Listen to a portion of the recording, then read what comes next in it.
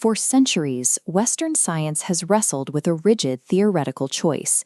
On one side stands a universe built of enduring, dead material substances.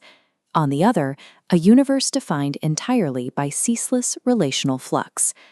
Classical vitalism attempted to navigate this divide by defining itself strictly against Newtonian mechanism. Early theorists postulated the existence of an élan vital, a mysterious force or fluid meant to animate living matter and separate it from the deterministic machinery of the physical universe. Both mechanists and classical vitalists face the boundary problem. Neither framework can specify the exact threshold where deterministic physics ends and biological life begins. By accepting the mechanist premise that the underlying material universe is inert, classical vitalism trapped itself. It relied on unprovable supernatural forces to explain observable biology, resulting in a scientific dead end. The structural linguist Émile Benveniste argued that the scientific fixation on static objects reflects the specific grammar of Indo-European languages rather than objective physics. Greek and Latin utilize a mechanism called verbal substantivization. This operation allows the active, temporal process of existing, the verb to be reified into a concrete thing, known historically as ousia, or substance.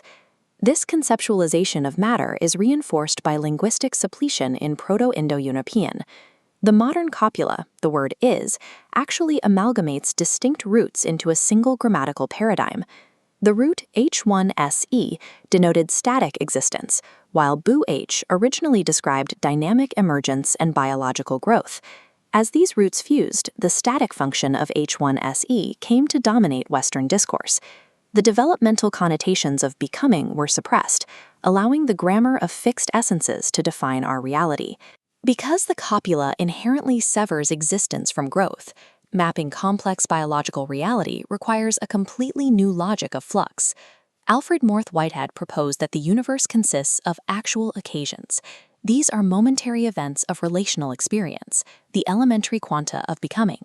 This matches classical set theory, where independent objects pre-exist their interactions. Advanced physics instead employs category theory and sheaf theory, treating transitions as primary structures. Within a natural topos, morphisms are the primary reality. Observed objects appear simply as temporary intersections of continuous flows. Prioritizing internal relations over static relata allows category theory to model a dynamic universe without collapsing into reductionism. Relational reality shifts the definition of life away from unique physical substances toward specific topological and thermodynamic organization. Enactivism identifies life through autopoiesis, a network of operationally closed but thermodynamically open metabolic processes that continuously regenerates its boundary. This closure persists under precarious conditions. The organism actively struggles against entropic degradation to maintain its unity. This struggle creates a biological perspective. The organism evaluates stimuli relative to its survival needs, termed sense-making. Sucrose is an inert chemical until it encounters a navigating bacterium's metabolic requirements. Then it takes on the vital meaning of food. This provides a theoretical demarcation point where operational closure and adaptive sense-making emerge from standard physicochemical interactions. Reductionist models operate on the assumption that any systemic whole can be calculated by totaling its independent parts. Integrated Information Theory, or IIT, offers a mathematical formalism for strong emergence. It identifies essential properties of subjective experience, translating them into physical postulates. This framework calculates a metric called phi. Phi measures how much information a system generates above and beyond the independent capacities of its localized components.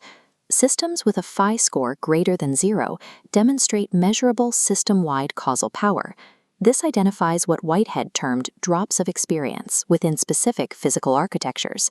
Neo-Darwinism often preserves mechanistic logic through genetic determinism, treating DNA as a centralized, static instructional blueprint. Developmental systems theory redistributes causal control across an interactive matrix where genes, cells, and environmental factors influence each other bidirectionally. DST emphasizes extended inheritance, inheriting nucleic acids along with ecological niches, maternal effects, and epigenetic structures. Biological traits do not pre-exist in a code. They are dynamic achievements that must be actively reconstructed anew in every generation. Evolution involves the temporal change and replication of the entire, constantly unfolding developmental system.